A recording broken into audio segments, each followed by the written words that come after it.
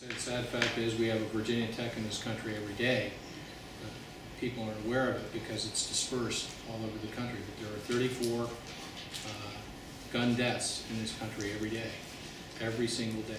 Within a couple hours, literally, of my making these proposals, the NRA started to call their members and telling them I'm trying to take their guns away, which is absurd.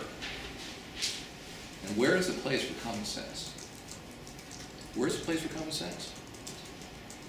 And they think that we're going to roll over.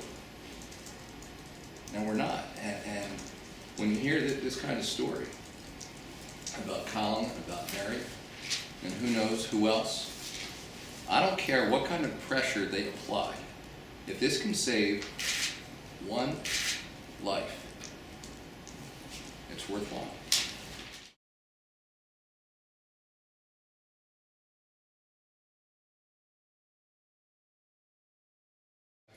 That's what we put on her marker, Your Smile Lives On Forever, because everybody that ever knew her from the time she was a very little girl were immediately captivated by that smile. It's hard not to be.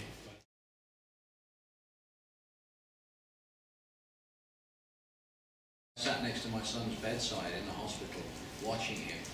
There was nothing I could do at that time. You know, he just lay there with all pipes and tubes and was bleeding profusely for several days. There, helpless, watching him, struggling to get over it.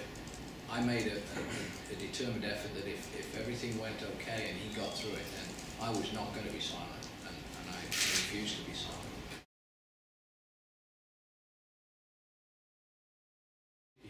When the Supreme Court affirmed that the Second Amendment right is an individual right, in the very next breath, Justice Scalia said that it is subject to reasonable regulation. So there is no argument about Second Amendment rights or the fact that people have a right to own firearms. That's uncontested, and none of us would argue with it.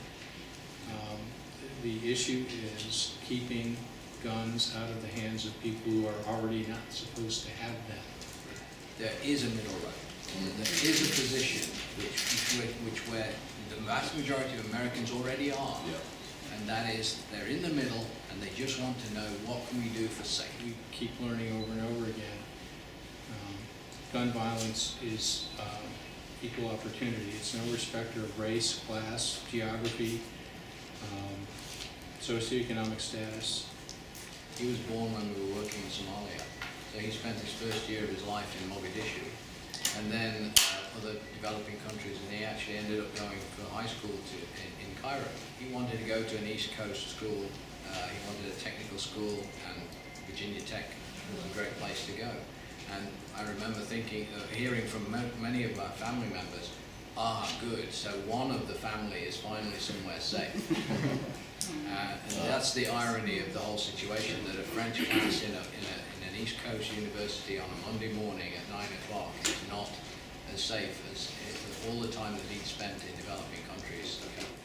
Some of you may know, I found on the day of her funeral, I found a journal that she'd been keeping of quotes from different themes. And the last quote she put in there in February of that year were all quotes about forgiveness. When a great injustice is done to you, you can never move on from it until you forgive.